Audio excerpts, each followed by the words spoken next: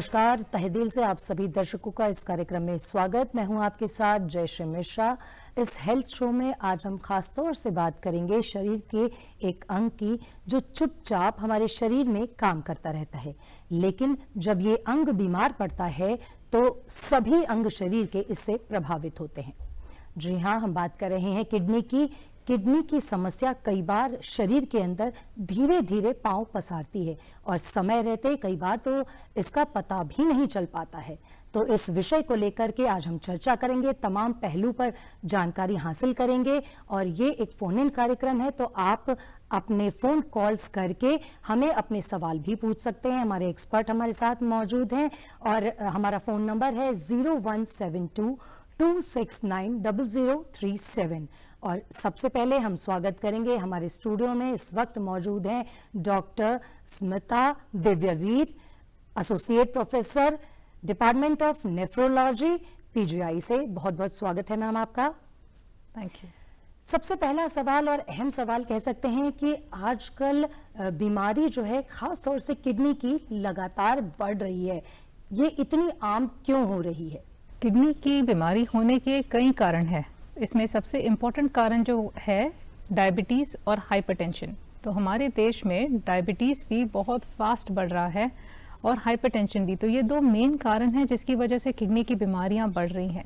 इसके अलावा और कई कारण होते हैं जिसकी वजह से किडनी खराब हो सकती है, जैसे कि कोई ओवर द काउंटर ड्रग्स या फिर पेन किलर्स का इंटेक करना, या कुछ बीमारियां जन्मजात होती हैं, कुछ जेनेटिक होती हैं जो आनुवंशिक होती हैं पर जन्म से नहीं पता चलती हैं, बाद में जब अडल्ट हो जाते हैं, वयस्क हो जाते हैं, तब उनका पता चलता है।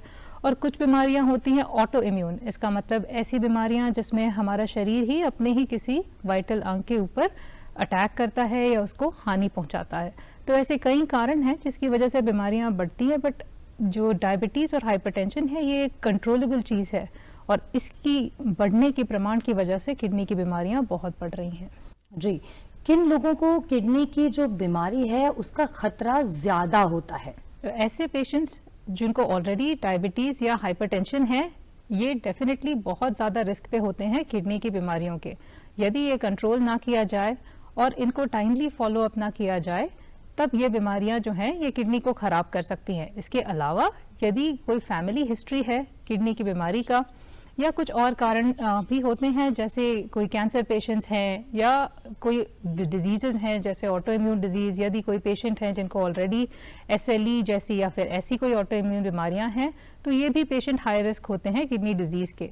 यदि किसी को पथरी का बीमारी है, यदि वो पथरियां बार बार हो रही हैं, तो ये भी फ्यूचर में किडनी डिजीज़ेस कर सकता है। तो ब्रॉडली ये कैटेगरीज होती हैं किडनी डिजीज़ होने की। बिल्कुल। और सबसे अहम शुरुआती लक्षणों की बात करें तो वो सिम्टम्स क्या आते हैं जिससे किसी को भी ये पता चल सके कि मुझे कहीं ना कहीं किडनी की परेशानी शुरू हो चुकी है?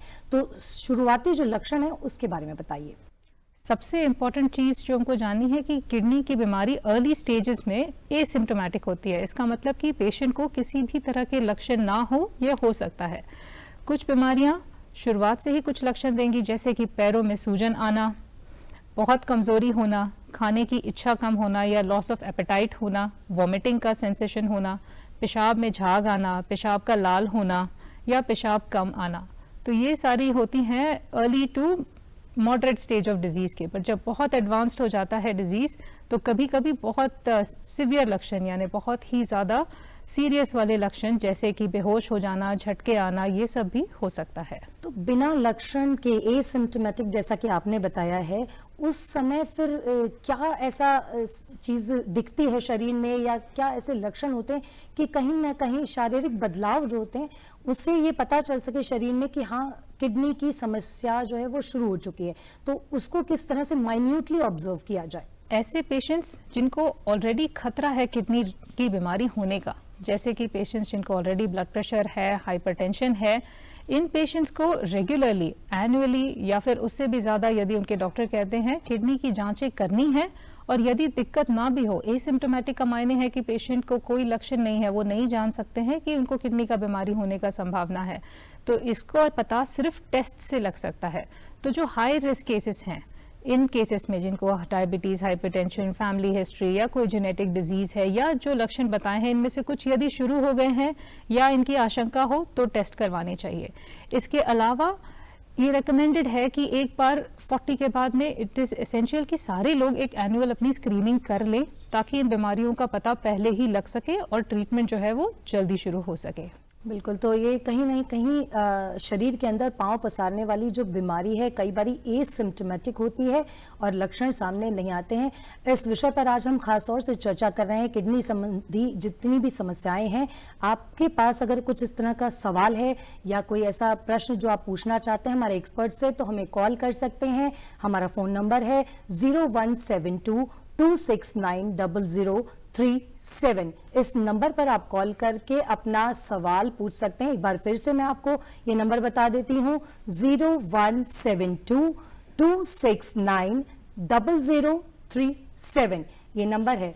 और हमारे साथ हमारे एक्सपर्ट इस वक्त हैं, पीजीआई से एसोसिएट प्रोफेसर हैं डॉक्टर स्मिता दिव्यवीर, जो कि हमसे इस विषय पर चर्चा कर रहे हैं, हमें तमाम जानकारी साझा कर रहे हैं हमारे साथ, तो हमारी जागरूकता बढ़ा रही हैं। स्मिता मैम, आप एक बात और बताइए, जिस तरह से आम भाषा में कहा जाता है कि किडनी खराब हो गई, किडनी खराब होने का क्या अर्थ होता है? कि एकदम से किडनी खराब हो गई, क्या काम करना बिल्कुल बंद कर देती है, क्या है ये? तो किडनी की बीमारियां ये किसी भी तरह से प्रेजेंट कर सकती हैं। इसका मायने है कि कुछ बीमारियां ऐसी होती हैं जो एकदम से कुछ घंटों या कुछ दिनों में ही किडनी को फेल कर सकती हैं, और कुछ ऐसी बीमारियां हैं जो धीरे धीरे आहिस्ता कुछ हफ्तों में या महीनों में किडनी को फेल करती हैं। तो ये पेशेंट को किस कंडीशन या किस वजह से ये बीमारी शुरू हुई है, ये उसके ऊपर भी निर्भर रहता है कि पेशेंट का जो है प्रेजेंटेशन, यानी कि उनका किडनी फेलियर कितना फास्ट तरह से होएगा। तो फेलियर लिटरली का मतलब है कि जब ये किडनी का जो शटडाउन है, मतलब किडनी अब बहुत ना के बराबर काम कर रही हो, तब हम किडनी फेलियर कहते हैं। बट उस स्टेज के पहुंचने तक या उसके पहले भी जो किडनी का काम करना कम हो जाता है, उस टाइम पे भी ट्रीटमेंट की बहुत आवश्यकता है। और उस टाइम पे यदि पता चले कि किडनी की बीमारी है तो इसका ट्रीटमेंट बहुत हद तक संभव है। बिल्कुल, तो गंभीर जरूर है बीमारी, लेकिन ये क्योरेबल है, इसको ट्रीट किया जा सकता है। मैम, आपने बात की स्टेज की, तो डॉक्टर स्मिता हमारे साथ जुड़ी हुई हैं। हम सबसे पहले ये जानना चाहेंगे कि किडनी के जो स्टेजेस है बीमारी की, वो किस तरह से होती है? तो जो लंबी चलने वाली किडनी की बीमारी है उसको हम क्रॉनिक किडनी डिजीज कहते हैं, माने कि जो लंबी टाइम तक चलेगी। और जिस तरह से डायबिटीज है कि यदि ये एक बार हो जाता है तो लाइफ लॉन्ग पेशेंट को दवाई खानी है या ट्रीटमेंट में रहना है, उस तरह से ये क्रॉनिक किडनी डिजीज है कि यदि ये हो जाता है तो लाइफ लॉन्ग पेशेंट को फॉलो अप में रहना है, अपने डॉक्टर को दिखाते रहना है। तो इस बीमारी के जो स्टेजेस हैं, ये स्टेज 1 टू स्टेज 5 हम इसको ऐसे डिवाइड करते हैं। तो स्टेज 1 यानी बहुत मामूली, बहुत माइनर सिम्टम्स हैं, और ये इस टाइम पे यदि ट्रीटमेंट शुरू हो तो फिर ये हम इसकी प्रोग्रेस को स्लो कर सकते हैं। यदि हमको पता चले कि ऐसी बीमारी है इसकी इन्वेस्टिगेशंस में कि इसको रोका जा सकता है, तो फिर ये कभी कभी रुक भी सकती है। तो इसके स्टेजेस 1 to 5 होते हैं। 5 का अर्थ है किडनी फेलियर। तो वो जो टर्म है किडनी फेलियर, वो हम तब यूज करते हैं जब पेशेंट स्टेज 5 में पहुंच गए हैं और उनकी किडनी ना के बराबर काम कर रही है। किडनी ना के बराबर काम कर रही है तब इसको कहा जाता है कि किडनी फेलियर है। लेकिन उसके पहले के 4 से 5 स्टेज हैं जो कि होते हैं। और हमारे साथ इस वक्त एक कॉलर जुड़ रहे हैं, पहले इनका सवाल लेते हैं, फिर हम अपनी चर्चा को आगे बढ़ाएंगे। नमस्कार, बताइए। जी, मैं सुरेश यमुनानगर से बात कर रहा हूँ। मैम, मेरा ये सवाल था कि किडनी रोग का हमें शुरुआती लक्षण क्या हो सकते हैं, कैसे पता चल सकता है कि हमें किडनी में प्रॉब्लम है या हमें डॉक्टर के पास जाना चाहिए, है ना? शुरुआती लक्षण जो है इनिशियल स्टेज में किस तरह से आते हैं, एक बार फिर से आप नटशेल में बता दीजिए कि जो स्टार्टिंग फेज है कैसे लगे कि हमें किडनी एक्सपर्ट के पास जाना चाहिए। हाँ। तो सबसे कॉमन जो लक्षण होते हैं, पैरों में सूजन आना, आंखों के आजू बाजू सूजन आना, पेशाब का कम होना, पेशाब में झाग होना, पेशाब का लाल होना, या फिर बार बार पेशाब के इन्फेक्शंस होना, पथरी किडनी में बार बार होना, ये काफी केसेस में मिल सकते हैं। और ये अर्ली सिम्टम्स है, इस टाइम पे ही आपको अपने डॉक्टर से मिलना है।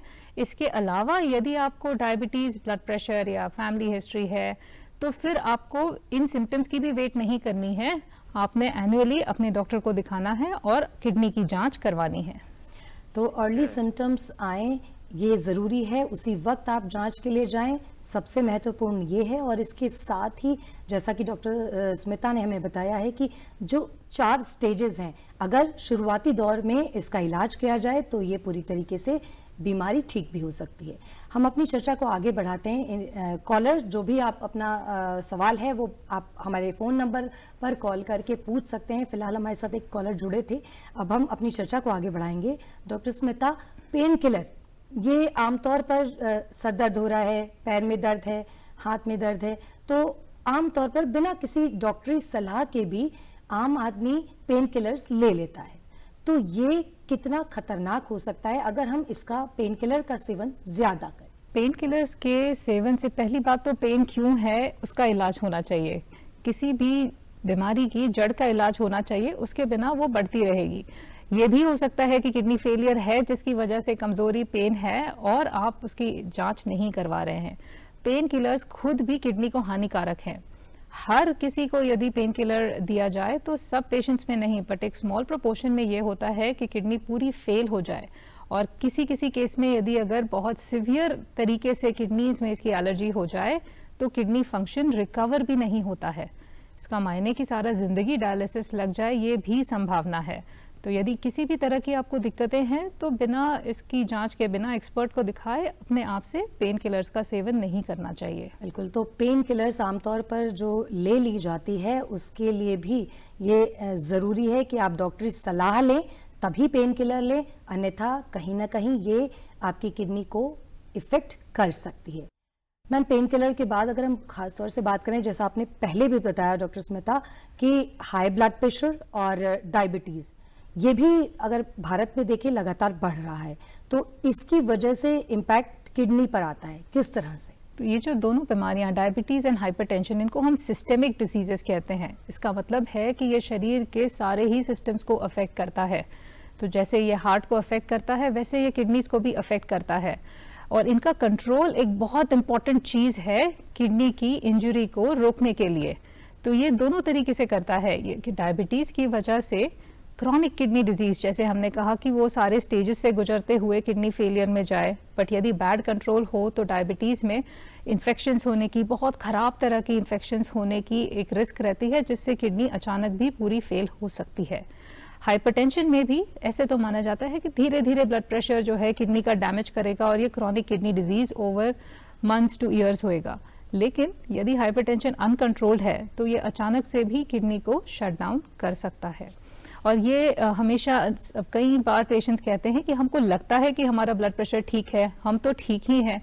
तो ये जो बीमारियां हैं ये बहुत साइलेंट होती है। किडनी फेलियर जैसे हमने डिस्कस किया कि कोई सिम्टम्स नहीं देंगे अर्ली स्टेजेस में, तो उस टाइम पे ये मान लेना कि मुझे लगता है मैं ठीक हूँ तो सब ठीक ही होगा, वैसा नहीं है। अपना ब्लड प्रेशर और शुगर का जांच रेगुलरली करना बहुत ज़रूरी है। बहुत ज़रूरी है। डॉक्टर स्मिता, इस वक्त हमारे साथ एक और कॉलर जुड़ रहे हैं, राजेश। नमस्कार। हाँ जी मैम, नमस्कार। नमस्कार जी। हाँ मैम, मेरा क्वेश्चन ये है कि आजकल जैसे सुना है कि ये क्या कहते हैं मैम, मेडिसिन होती है जो हाई कॉस्ट होती है मैम, तो उसका इफेक्ट ज्यादा किडनी पे पड़ता है। हाँ जी। तो पेन किलर्स के अलावा और एंटीबायोटिक्स भी हैं जो कि इजीली अवेलेबल हैं, जिनको अगर केयरफुली ना यूज किया जाए तो वो भी किडनी फेलियर कर सकते हैं। महंगी दवाइयाँ करेंगी या भारी दवाइयाँ करेंगी, ये तो गलत सोच है कि पेन किलर्स बहुत आसानी से उपलब्ध है और ये लो कॉस्ट भी हो सकते हैं और हाई कॉस्ट भी हो सकते हैं। तो इनकी कॉस्ट से कोई इसका रिलेशन नहीं है। इनकी एलर्जीज किसी भी दवाई से किडनीज को हो सकती है और वो किडनी को खराब कर सकती है। जी, तो ये हमारे कॉलर करनाल से थे, लेकिन हमारे कंट्रोल रूम से भी एक सवाल डॉक्टर स्मिता आ रहा है। स्ट्रेस आजकल बहुत ज़्यादा है, सभी को है, तो कई लोग जो है वो पिल्स खाते हैं स्ट्रेस के लिए भी, क्या इनका इम्पैक्ट भी किडनी पर जाता है? कोई भी दवाई बिना सुपरविजन के लेना एक तरह से it's like a double aged sword. आप किसी चीज़ को रोकने की कोशिश कर रहे हैं लेकिन वही चीज़ आपकी किडनी को डैमेज कर सकती है। स्ट्रेस मैनेजमेंट के बिना दवाई गोली के रिसोर्ट के बहुत सारे तरीके हैं। हेल्दी लाइफस्टाइल एंड स्ट्रेस सबसे इम्पॉर्टेंट है और इसको बिना दवाई के नॉन फार्माकोलॉजिकल मेजर से इसको मेंटेन करना बहुत ज़रूरी है। कोई स्पेसिफिक स्ट्रेस की दवाई ये नहीं करेगी, बट अगर आपको आपके डॉक्टर ने प्रिस्क्राइब की है तो वो इसको आपकी प्रोफाइल देख के, आपके रिपोर्ट्स देख के प्रिस्क्राइब करते हैं और फॉलो अप में रखते हैं, तो ये अपने से तो बिल्कुल भी नहीं लेनी चाहिए। डॉक्टर स्मिता, अब हमारे साथ वीडियो बाइट के माध्यम से दर्शक जुड़ रहे हैं, उनका सवाल भी सुनते हैं। मैं आपसे पूछना चाहता हूं कि जो आजकल सीकेडी पेशेंट, किडनी की प्रॉब्लम जो इतनी बढ़ती जा रही है, उसके क्या कारण है, क्या लक्षण है और इससे कैसे बचा जा सकता है? जी डॉक्टर स्मिता, तो क्या लक्षण है, बीमारी बढ़ती जा रही है, तो नटशल में उन्होंने वही सारी बातें पूछी हैं जो हमने पहले चर्चा करी है। तो जैसा कि स्ट्रेस की बात कर रहे थे, लक्षणों की बात आपने बताई है कि लक्षण जो है, तो स्ट्रेस के बाद आपने कहा अपनी लाइफस्टाइल बेहतर होनी चाहिए, हेल्दी लाइफस्टाइल। अब अगर हेल्दी लाइफस्टाइल की बात करें तो जंक फूड भी हमारी लाइफस्टाइल का ही एक हिस्सा है। जंक फूड, जैसा कि हमारे कॉलर ने भी पूछा था और हमारे वीडियो बाइट पे भी था लक्षण, तो जंक फूड खाते हैं, कम पानी पीते हैं, इसकी वजह से भी किडनी इम्पैक्ट होती है क्या? हाँ जी, तो जंक फूड ओबेसिटी का यानी कि मोटापे का बहुत बड़ा कारण है, और ओबेसिटी खुद जो है डायबिटीज़, ब्लड प्रेशर, इन सब को जन्म देती है। और इसके अलावा जंक फूड के बाकी सारे कंटेंट्स और केमिकल्स जो इसमें डाले जाते हैं ताकि ये लंबे टाइम तक अच्छा रहे, ये सारों की भी केमिकल इम्पैक्ट ना सिर्फ किडनी पे पर शरीर के और भी अंगों पे पड़ सकती है। इसके अलावा जो है एक डिजीज़ एंटिटी है ओबेसिटी रिलेटेड ग्लोमेरुलोपैथी। ये एक डिजीज़ है जो ओबेसिटी की वजह से किडनी में शुरू होता है। तो सबसे इम्पॉर्टेंट तो है अपने वेट को चेक में रखना ताकि ये कई सारी बीमारियाँ जो है ये इनको अवॉइड की जा सके। पानी का इंटेक, पानी बहुत ज़रूरी है कि आप जितना आवश्यक है उतना ज़रूर पिए, उसको रिस्ट्रिक्ट ना करें, ऑफिस आवर्स में ना पिएं, या फिर अगर आप आउटडोर काम करते हैं तो अपने हाइड्रेशन का ख्याल रखें। एक फिक्स्ड अमाउंट ऑफ वाटर, यानी एक अमाउंट ऑफ वाटर कि हम इतना पी लेंगे तो ठीक है, वैसा नहीं है। वो आपके मौसम, कितना आपका वाटर लॉस हो रहा है बॉडी से, उस पर भी डिपेंडेंट है। तो इन समर्स 3 to 4 लीटर्स भी ज़रूरत पड़ सकती है, इन विंटर्स 1.5 से 2 लीटर भी काफ़ी हो सकता है। बट इट इज़ इम्पॉर्टेंट कि आप कंटिन्यूसली हाइड्रेट करते रहें। तो 1.5 से 2 लीटर जो लोग बाहर काम कर रहे हैं या जो ऑफिस में काम कर रहे हैं, क्या उनके हाइड्रेशन में भी फर्क पड़ता है? हाँ जी, तो हमारी वाटर लॉसेस, पसीने में कितना हमारा वाटर लॉस हो रहा है, वो भी एक फैक्टर है, और हम उसको, उस लॉसेस को भी हमको कॉम्पेंसेट करना है। सिटिंग जॉब की अगर हम बात करें तो सिटिंग जॉब में कितना, एक व्यक्ति को पूरे दिन में पानी 8 घंटे से 9 घंटे की जॉब है, तो कितना पानी पिया जाए कि वो हाइड्रेशन जो है प्रॉपर रहे शरीर में? तो 1 से 1.5 लीटर तो मिनिमम है। इतना पानी तो हमको, ऐसे ही हमारा शरीर यूरिन बनाता है सारे टॉक्सिन्स को क्लियर करने के लिए, तो वो कंपलसरी वाटर लॉस किडनी से होना ही है, तो उसको कॉम्पेंसेट करना है। एंड ओवर एंड अबव जो माइनर लॉसेस हैं उसको भी हमको कवर करना है। तो less than 1 litre will be less in most cases, and 1.5 litre तक तो ऑप्टिमम होगा ज़्यादातर सिटिंग जॉब्स के लिए। इट ऑल्सो डिपेंड्स कि आप किस तरह के ऑफिस में काम करते हैं, एसी है, पसीना आता है, नहीं आता है, ये सारे factors. Thirst is a very important thing जो हम टाइम के साथ इग्नोर करते चल रहे हैं।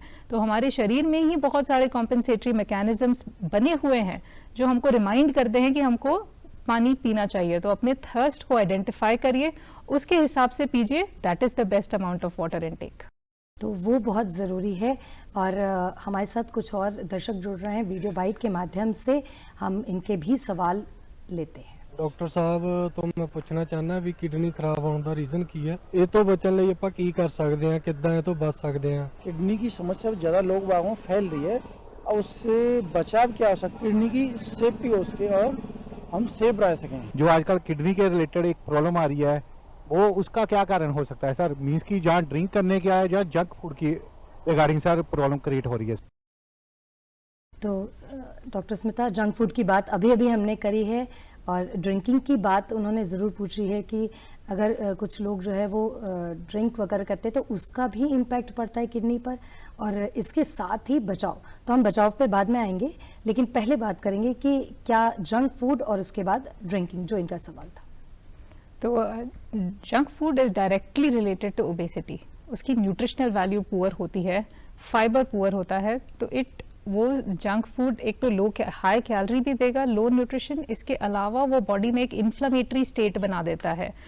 इसका मतलब है कि हमारी बॉडी जिस नॉर्मल बेसलाइन स्टेट पे होना चाहिए उससे ज़्यादा लेवल पे इन्फ्लेम्ड रहती है, जो सारे ही ऑर्गन्स को इंजरी करेगा, इंक्लूडिंग द किडनीज। तो junk food is the basis of all this, और इसकी हैबिट्स बचपन से ही शुरू होती है। और इसको बाद में ब्रेक करना बड़ा मुश्किल है। तो as adult it is very difficult, लेकिन ये आदतें बचपन से ही होनी चाहिए कि हेल्दी फूड खाएं और जंक फूड से बचें। इसके अलावा अल्कोहल, जो इनका सवाल था, इसके बारे में ये है कि अल्कोहल डायरेक्टली किडनी फेलियर तभी कर सकता है जब या तो ये अडल्ट्रेटेड हो या फिर कि ये बहुत लंबे टाइम तक सेवन किया जाए और इसकी वजह से यूरिन में दिक्कत आ रही हो। इसके अलावा अल्कोहल डायरेक्टली लिवर फेलियर कर सकता है बहुत क्वांटिटीज में, और लिवर फेलियर में किडनी प्रॉब्लम्स होने की चांसेस 80% तक रहती हैं। जो कि दूसरा सवाल था बचाव। तो अगर बीमारी हो गई, लक्षण सामने हैं, तो जांच के बाद बचाव किस तरह से किया जा सकता है, उसके बारे में हमारे दर्शकों को बताइए।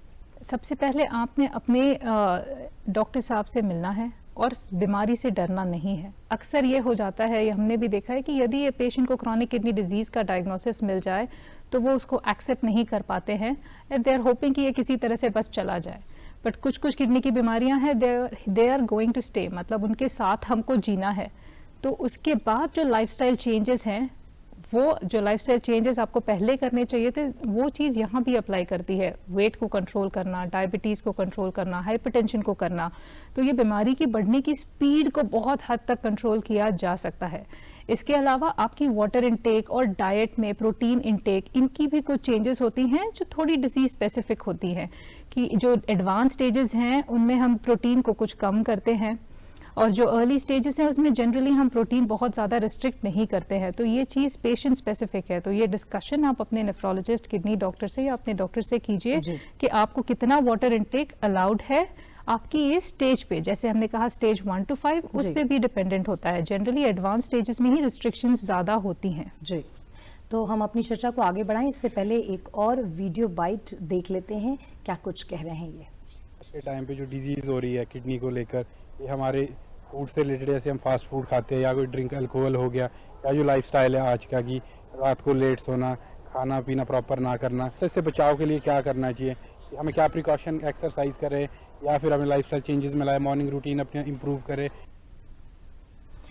तो डॉक्टर स्मिता, रात को लेट सोना, यानी कि आजकल वैसे भी नाइट लाइफ बहुत हो चुकी है और कई लोगों की तो नौकरी, जॉब ऐसी होती है जो पूरी रात की है, तो अगर रात को देर से सो रहे हैं तो क्या ये चीज़ें भी इम्पैक्ट डालती हैं किडनी की बीमारी पर? ये जो रात का नहीं सोना, हमारी बॉडी फिजियोलॉजिकली रात पे रेस्ट करने के लिए बनी है और हमारा ब्रेन उस टाइम पे रिवायर होता है, बॉडी सिस्टम्स रीसेट होते हैं। तो यदि आप बिल्कुल अवॉइड नहीं कर सकते हैं, देन आपको केयर रखना है कि आप एटलीस्ट जो एडिशनल रिस्क फैक्टर्स है, अपना वाटर इनटेक ठीक रखें, अपना ब्लड प्रेशर रेगुलर चेक कराएं। स्ट्रेस ब्लड प्रेशर का बहुत बड़ा कारण है, अपने खाने पीने पर ध्यान दें, नमक का सेवन बहुत ज़्यादा ना करें।